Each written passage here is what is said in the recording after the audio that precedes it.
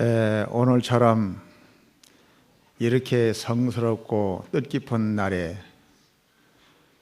평소에 항상 존경하는 은혜사 전 주지 우리 법위 큰 스님을 모시고, 그리고 저희 스승님이신 일자 타자 큰 스님 문화에 모든 제자들이 한 200여 명 이상 되는데, 손상자까지 다 합하면은 그건 한 300명 정도 숫자가 된다고 보는데,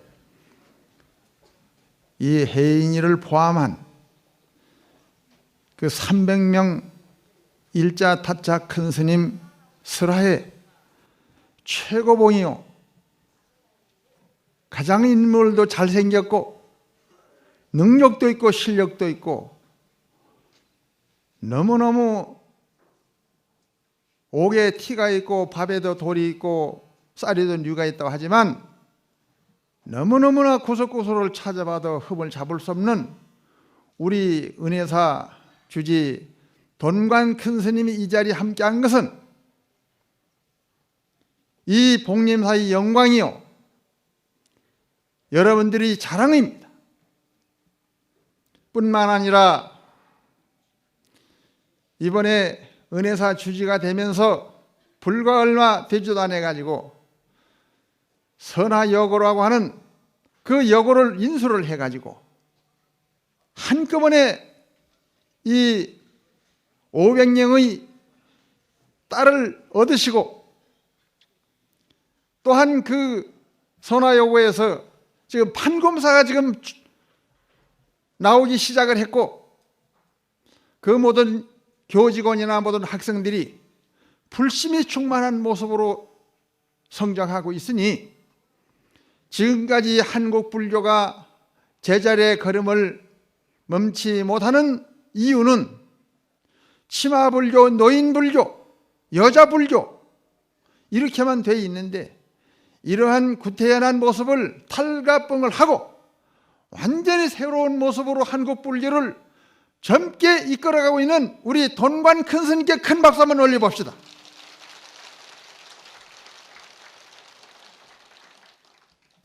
저는 정말 자나깨나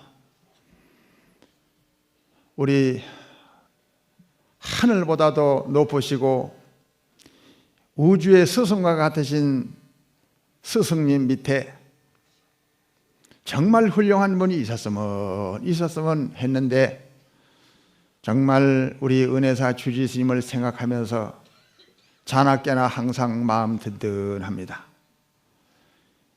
이 자리를 통해서 저도 분명히 내 죽을 때까지 이 선화여고에게 1년에 300만 원 정도라도 내가 장학금을 대겠다. 약천사 주지 스님도 1년에 300만 원씩은 장학금을 올리자.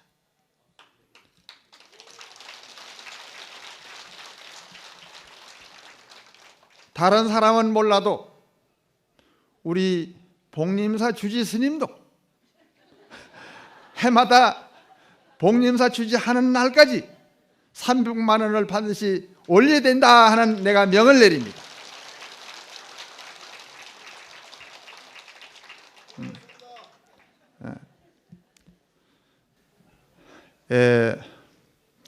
저는 오늘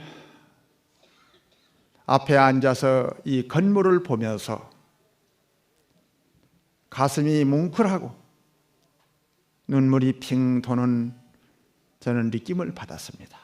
여러분, 이 관음전을 중소라고 하지만 어떻게 이것을 집을 고쳤다고 우리가 생각하겠습니까? 수백 개의 석가래 중에 내가 세번이 16개.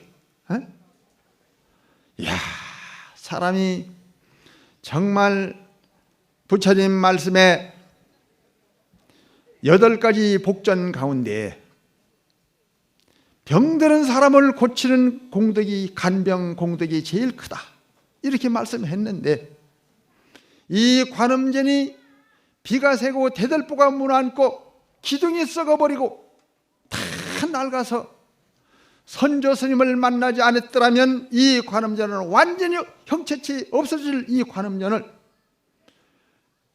기둥 전부 다 새로 갈고 석가래 전부 다 하면서 16개만 지금 지탱하고 있는 겁니다. 여러분, 사람도 중요하지만 다 죽어가는 사람을 살려내는 것처럼 이 관음전이 완전히 몇 년만 있었더라면 이 16개 석가래까지 하나도 없을 것을 이 법당을 살려준 우리 선조 스님께 어찌 박수가 없었소냐 하는 이런 얘기예요.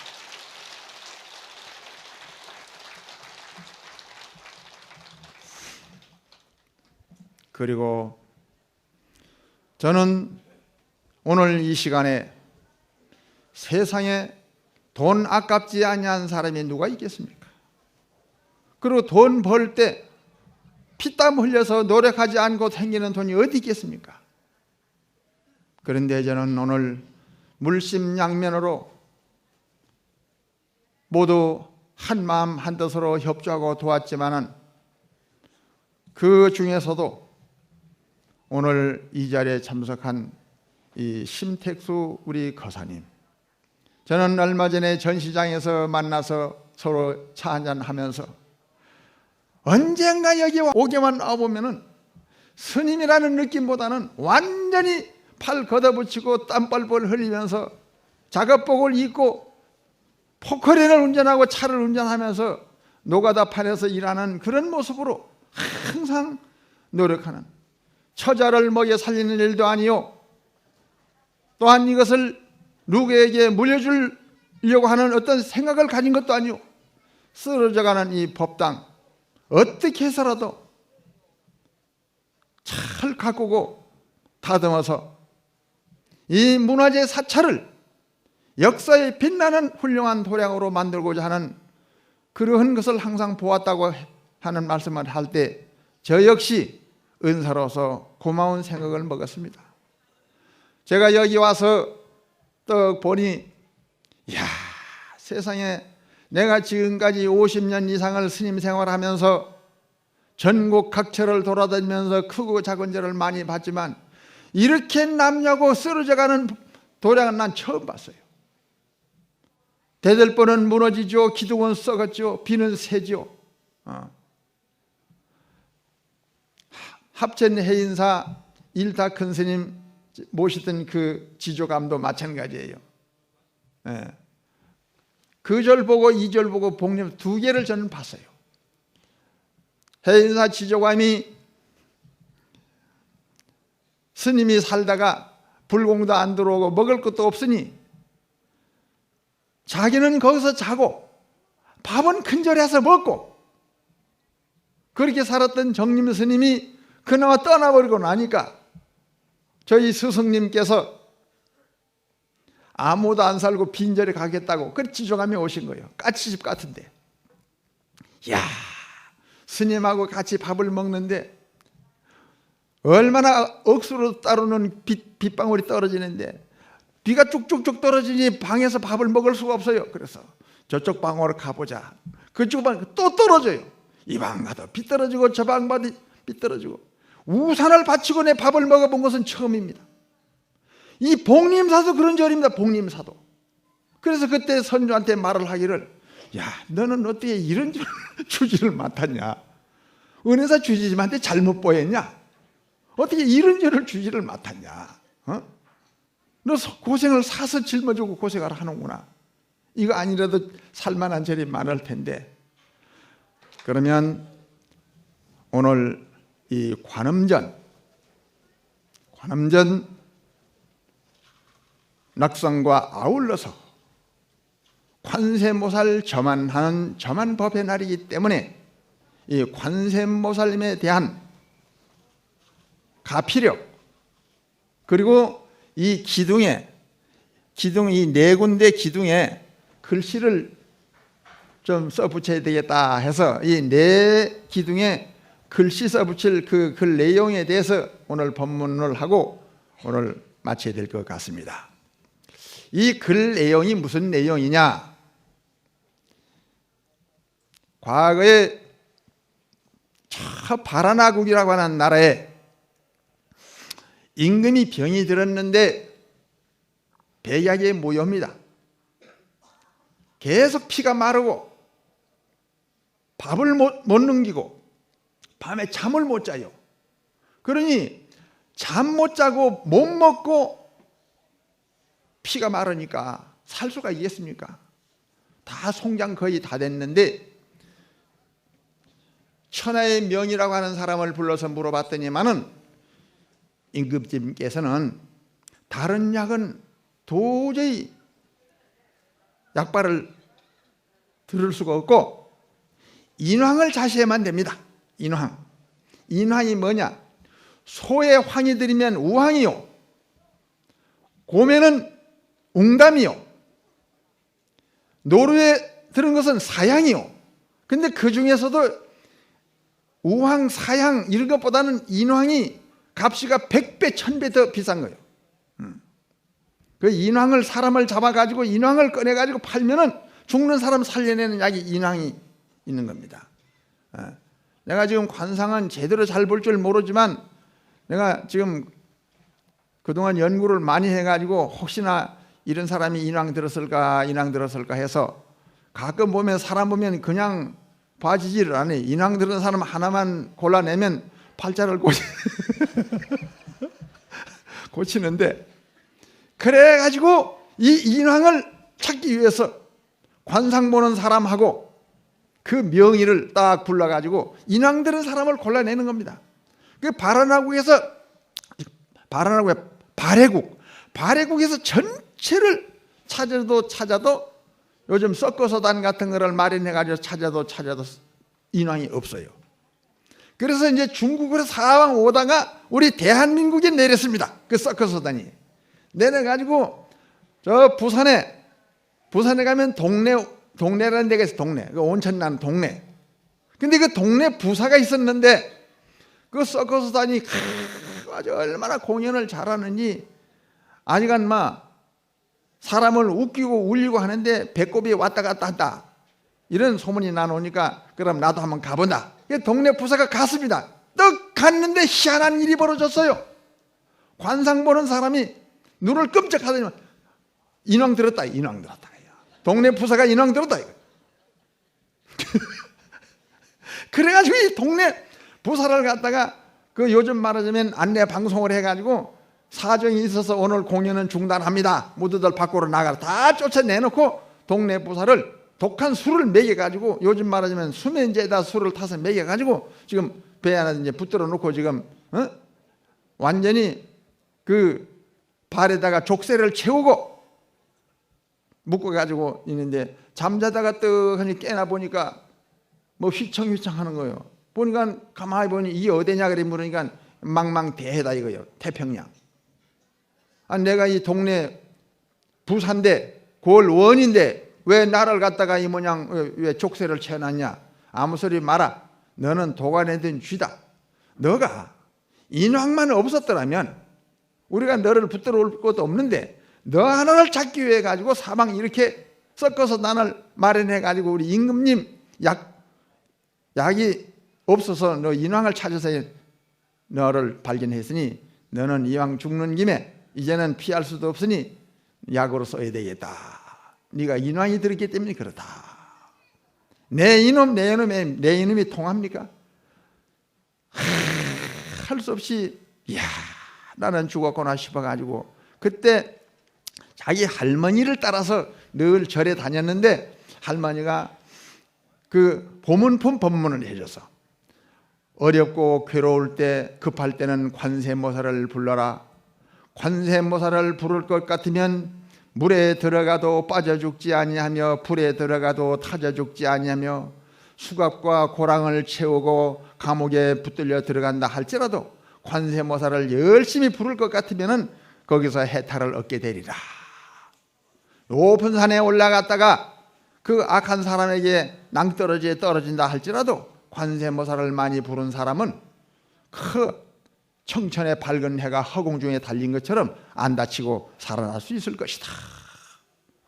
이런 그 할머니부터 손잡고 다니면서 절에 가서 그런 법문을 들으니 이 급해 놓으니까 그때는 그전에는 관세음보살 부를 것도 생각도 못 했는데 사람은 급하면은 또 일이 되는 모양이에요. 나도 지금까지 비행기를 2,300번 탔는데 보통 때는 관세음보살 불러서 좋은 줄은 알지만 그 잘 안 불러줘요.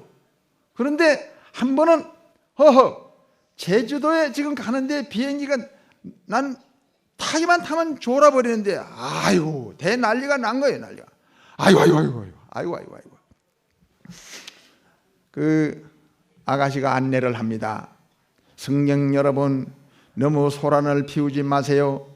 지금 제주도에 안개가 끼고 태풍이 불어가지고 구름이 껴가지고 도저히 내리려고 해도 도저히 내릴 수가 없어서 5-5번까지 시도를 했는데 지금 도저히 내릴 수가 없어서 한 번만 더 시도를 해보고 안 되면 천상 대구로 갈 수밖에 없습니다. 왜냐하면 기름이 별로 많이 없기 때문에 그렇다. 기름이 없기 때문에. 공중에 떠 있는 비행기는 그 제주도 갈 때까지만 놓고 기름 놓고 또 가고 그러거든요. 그냥 여러 시간 지금 있을 수가 없어요. 공중에 기름 없으면 비행기는 떨어지는 거예요. 자동차도 기름 없으면 못 가잖아요. 이야 큰일 난 거예요. 이게 지금 5번 시도를 해도 못 내렸고 한 번 시도해서 못 내리면 대구 가야 되는데 대구 가면 그러면 안개가 안 끼고 잘 내린다는 보장이 누가 있어요? 대구 가다가 중간에 기름 떨어지면 나는 고기밥 되고 마는 거 아니에요? 그래 급하니까 나도 급하니까 그 조금 전까지 잠자다 말고 급하니까 아이고 관세음보살 좌우지간 막 오늘만 봐주시오. 관세음보살 어쨌든 관세음보살 계속 관세음보살 부르는 거예요. 어? 한 번만 봐주시오. 한 번만 봐주시오. 오늘 한 번만 봐주시오. 어? 관세음보살 그랬더니 그 5번째 시도를 해도 못 내리는데 그래서 그런지 6번째 안개가 촥 거치더니면서 비행기가 촥 내려가지고 제주도 그때 내가 빠졌더라면 오늘 복림사 올 수도 없었는데 내가 이렇게 살아난 것은 관세음보살 덕분이다 이런 얘기요. 이 동네 부사가 자기도 급한 거예요. 급하니까 그때 내 심정과 같은 모양이야. 참 제가 한 번만 봐주세요. 관세음보살 그 자네는 그거 지금 짓거리는 게 뭐야? 그러니까는 이거는 그 내 몸속에 있는 우왕한테 영양소 주는 거라고. 이걸 많이 해야만이 우왕이 약효가 좋다. 그럼 많이 부르라고. 그래서 이제 자기들은 모르잖아요. 계속 관세음보살 계속 부르는 거예요. 어떻게? 그런데 이제 바래고 이제 갔다. 그래 좋은 약 하나 구해가지고 왔다는데 왔느냐? 예, 바로 이놈이 약을 잡으면은 바로 약에 참 좋은 약을 가지고 있습니다. 그래 언제 요리를 할 건고? 그러니까 그래 오늘하고 많이 시달렸으니까 한 3일 동안 푹 재우고 좀 먹이고 그래가지고 그 잡으면은 뭐 좋을 것 같습니다. 그래 사흘 동안 그럼 푹 재우고 잘 먹여라. 그래서 이제 사흘 남은 거예요. 죽을 날짜는. 그런데 이 사람이 죽을 날짜 3일 남아놓은 게 계속 관세음보살 그 임금이 자네 그 짓거리는 소리가 뭐야? 예, 이 약효가 좋으려면 이걸 많이 해야 됩니다. 그럼 많이 하라고 계속 부르는데 하루가 지났다 이틀이 지났다 이제 죽을 날짜가 된 거예요. 날만 새면 죽는 거예요. 그런데 아침 새벽에 뭐가 철썩철썩 바닷물 소리가 나는 거예요. 이 무슨 소리가 싶었더니 눈을 떠보니 꿈도 아니고 생신도 아닌데 그 바다에 그 연꽃 같은 이파리 뽀도 같은 배가 쫙 생기더니면서도 그 뽀도 속에서 하얀 이 여인이 미인이 나타난 거예요. 자기를 보고 빙긋이 웃거든요. 그래서 그 동네 고을 원님이 그 미인한테 멀리서 이렇게 얘기를 하는 거예요. 당신이 누군데 나를 보고 미소를 짓느냐? 그래 물으니까 알아들어요. 거리가 멀어도. 너가 어떻게 나를 급하게 부르는지 나는 저 보타 낙하산에 있는 관세음보살인데 계속 불러서 내가 한번 와봤다 이거예요. 그러시냐고. 그러시다면 내가 지금 곧 죽게 생겼습니다. 나를 꺼내주세요. 그러거든. 철창 안에 갇혔는데, 그래, 그러면 잘 듣고 명심해서 내 명을 따르라. 손을 쭉 뻗으니까 고무줄 늘어나듯이 손이, 그 바다에서부터 손이 쫙 고무줄 늘어나듯이 와요. 철창까지 오더니만 그 민 손으로 오른쪽으로 왼쪽으로 한번 져서버리니까 철창이 그냥 그 무슨 엿가락 휘듯이 그냥 다 휘어버려요. 사람 빠져나올 만큼. 잘 붙들어라. 그 낚싯대 가지고 고기 낚듯이 붙들어라 그래가지고 손을 붙드는데 대롱대롱 매달려가지고 그 철창을 빠져나와가지고 탁 그냥 배에 탔습니다. 자, 배가 빠르니까 조심해서 꼭 붙들어라. 그 요즘 그 애인끼리 뽀도 타는 거 있잖아요. 그 식으로 그냥 동네 보사가 그냥 그 관세모살 허리를 딱 끌었는 데만 퓨 하고 나는데 눈 깜짝할 사이에 그냥, 이건 배도 아니고 비행기도 아니고 다 오더니만서도 자, 이제 너 집에 다 왔느니라 그러면서 딱 떨구고 가버리는데, 아야 하면서 마당에 떨어졌는데 여보 하고 문을 여는데 보니 자기 남편이 마당에 뚝 떨어졌거든요. 이거 어떻게 되느냐 했더니 나도 모르겠다고. 그래 방에 들어가서 꿀물을 다 먹이고 팔을 주물르고 한참 있더니 이 사람이 이제 본정신이 돌아왔는데, 참 아무리 생각해도 너무너무 이상하다. 내가 관세모사를 불렀더니만 이렇게 나한테 사지에 가가지고 저 파래국이라고 하는 나라 가서 죽을 건데 삽시간에 왔다 이거야. 그러면서 아침 밥을 먹고 난 뒤에 집 불목을 가져오너라 그 해서 글을 썼는데, 그 글이 전국 관음전마다 이 글이 써져 있습니다. 전국 관음전마다. 우리 이 관음전에도 그 글을 써가지고 붙여서 우리 복림사 주지스님은 천추만대에 이 집과 같이 모든 사람들에게 좋은 귀감이 되어야 될 것 같는데, 그 글이 뭐냐 들어보세요. 동네 부사가 지은 글입니다. 일려 폭년 재해 중 한떨기 연꽃 같은 배가 저 푸른 바다에 나타나서 벽파 심처 현신통 푸른 바다 물결을 가르고 신통을 나투었네. 자야 보타 관자재 어제 저녁에 보타나가산 관세음보살님께서 금일 강부 도량 중이라 오늘날 우리 집에까지 나를 무사하게 안착시켜 주셨네. 일려 복년 재중 벽파 심처 현신통이라 자야보타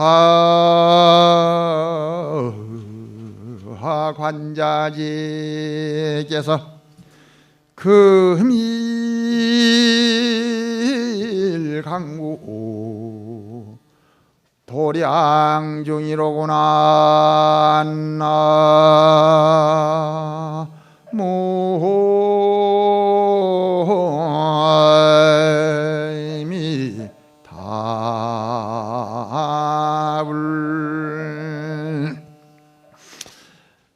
점안이라고 하는 것은 눈에다가 점을 찍는 겁니다. 점안하기 전에는 쇠로 만들었으면 쇠로 만드는 예술 작품이고, 돌로 만들었으면 돌로 만드는 예술, 흙으로 만드는 흙으로 만든 예술 작품인데, 점안함으로 말미암아 혼을 불어넣기 때문에 이 혼이 들어있는 관세모살님께 여러분 지극정성 와서 빌고 부르고 예배 공양 올리고 발언하게 되면은 모든 소원이 이루어질 것이다. 죄가 있는 자는 죄가 소멸될 것이고, 소원이 있는 자는 소원이 이룰 것이요, 모든 걱정이 있는 자는 걱정을 덜어줄 것이요, 모든 일이 잘 안 될 때는 관세음보살님께 와서 예배하고 공양할 것 같으면 일체 모든 소원이 이루어진 것이다. 이런 말씀을 드리면서 마지막으로 이 복림사 이 신도님에 대한 얘기 한마디 할게요. 어제 저녁에 우리 은혜사 주지 큰 스님하고 우리 그 선화여고 우리 교장 선생님들 쭉 하니 저녁 공양을 하고, 그랬더니 어느 보살님이 난 대구를 가야 되는데 했더니 제가 대구를 모셔다 드릴까요? 그래가지고 이제 내가 그 보살님이 나를 차를 태워줬는데, 그래 은혜사에서부터 그 대구까지 가면서 내가 이야기를 들었어요. 참 부처님 법은 너무너무나 좋은 것을 느꼈습니다. 그래서 저희 남편도 그전에는 나이 좀 많으면 할매가 되거든 절에 다니지 뭐 새파랗게 말해 뭐 때문에 절에 다니냐, 그래 절에 다니는 걸 반대를 했는데 절에 다니면서부터 남편을 대하는 태도가 더욱 좋아지고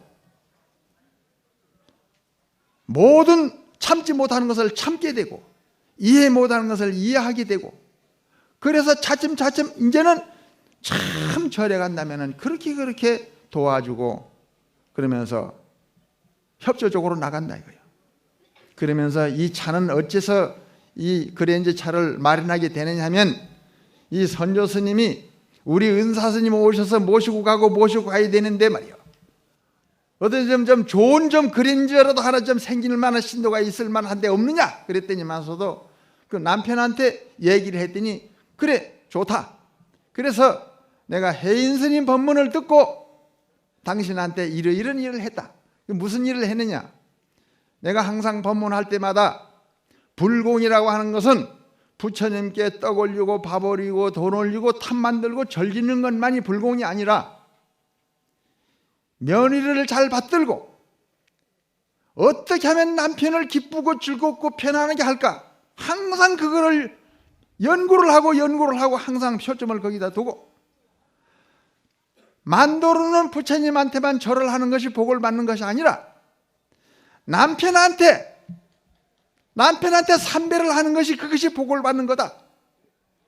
남편을 알기를 하늘처럼 받들고 부처님처럼 받들었을 때 큰 복을 받는다.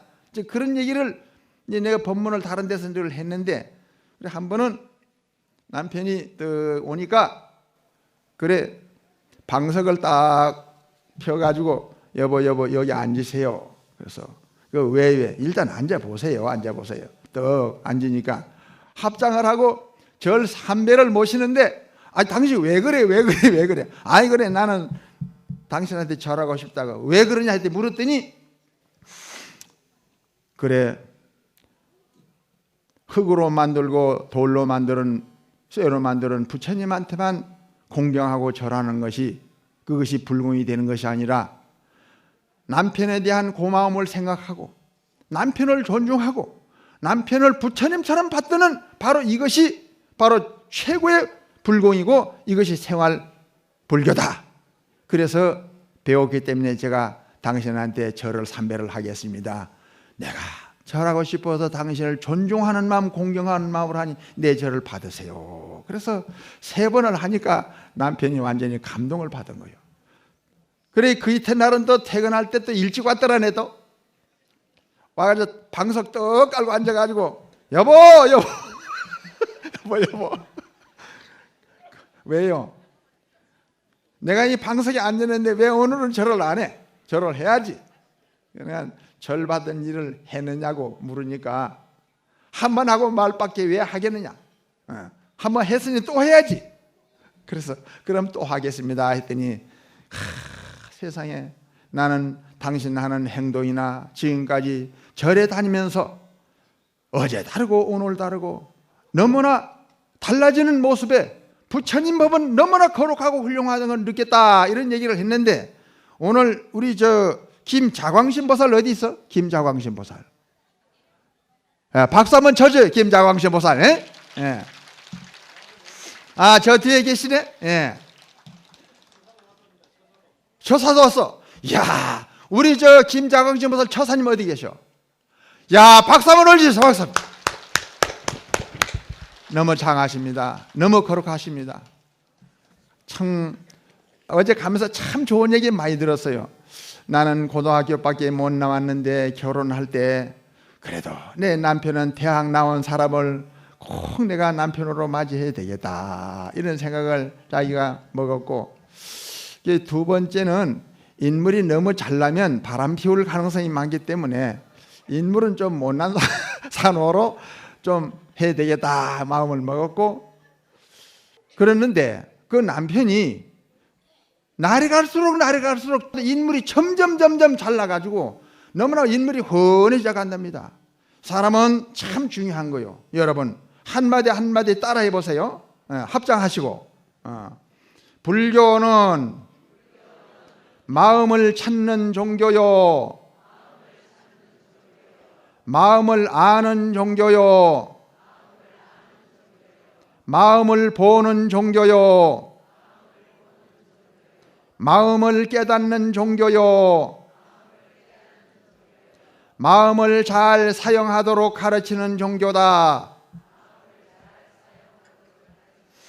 마음이 달라지면 모습이 달라지고, 관상이 바뀌면 내 운명과 팔자도 바뀐다.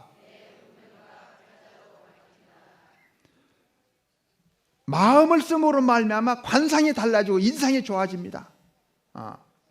우리는 부처님을 믿으면서 초파일 때 등만 키고 복 달라고 손 비비는 데서만 복을 받으려 하지 말고, 불교를 믿으면서 고약한 입버릇이 고쳐지고 고약한 성격이 바꿔지고 이해 못하는 일들이 전부 다 이해가 되고 용서 못하는 일들이 다 용서가 되고, 그래서 우리는 우리 이 자광심 보살님 부부처럼 부처님을 믿으면서 항상 아내를 사랑하고 남편을 존중하고 공경하고 며느리 학대하지 말고, 그래서 본인은 나는 키가 적지만 키 큰 남편을 모시겠다, 내 남편으로 맞이하면 좋겠다. 그래 키가 한 180 된다니까 키 큰 남편 모셨고, 그래 나중에는 그 자기 소원을 다 이루었다. 그러듯이 부처님을 믿으면서 가정에 웃음꽃이 피고 항상 일타큰 스님 하시는 법문입니다. 여러분 명심하기를 부탁드리면서 법상을 내려가면서 오늘 같은 날에는 스승을 공경하고 부모님께 효도하는 마음을 가집시다. 이 세상에 어떤 사람 가장 귀한 부자인가? 이 세상에 어떤 사람 가장 궁한 가난일까? 부모님이 살아계심 가장 귀한 부자이고, 부모님이 안 계심이 가장 궁한 가난일세. 부모님이 살았을 때 마음 든든 편안더니 부모님이 떠나시니 온 세상이 텅 비었네. 세월이 10년이면 강산이 모두 변하건만 편하지 않는 것은 부모님 사랑뿐이로다. 명산대천에 불 밝히시고 투손 모아 빌고 빌되 나는 고생돼도 좋고 못 살아도 좋으니 우리의 자식 잘 되게 해줍시사. 한평생을 빌어주시다가 폭망산천 황천의 길을 뜨신 부모님 왕생극락하옵소서. 나모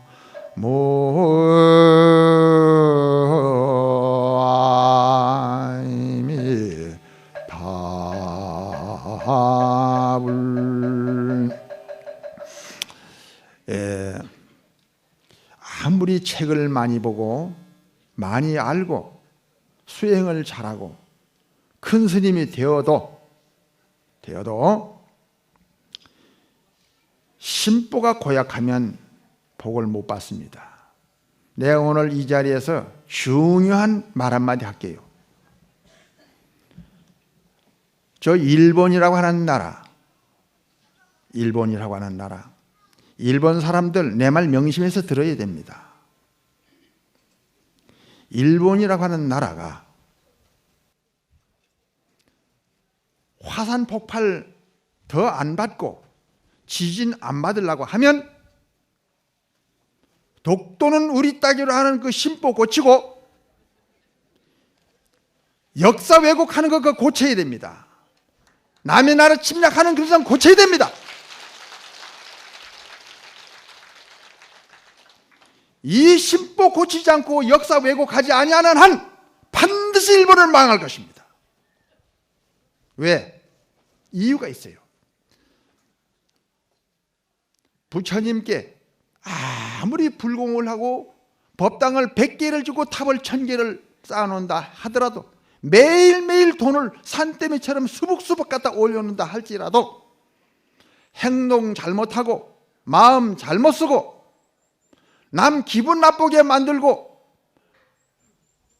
남 재산 몰수하고 뺏고 이런 심보를 쓰게 되면 잡초를 뿌려놓고 꽃을 보려고 하는 사람과 같은 것입니다. 때문에 우리 스님들도 신도님들도 지금까지 나는 어떻게 살아왔는가, 현재는 어떻게 살고 있는가, 앞으로는 그럼 어떻게 살아야 될 것인가. 문제는 간단합니다. 목의 기부서부터 풀고 절대로 남한테 반말 함부로 찍찍 갈기지 말고 말 곱게 해야 됩니다. 말 곱게 해야 됩니다. 죄가 어디서 벌어지느냐? 남 기분 나쁘게 하는 데서 죄가 벌어지는 거예요.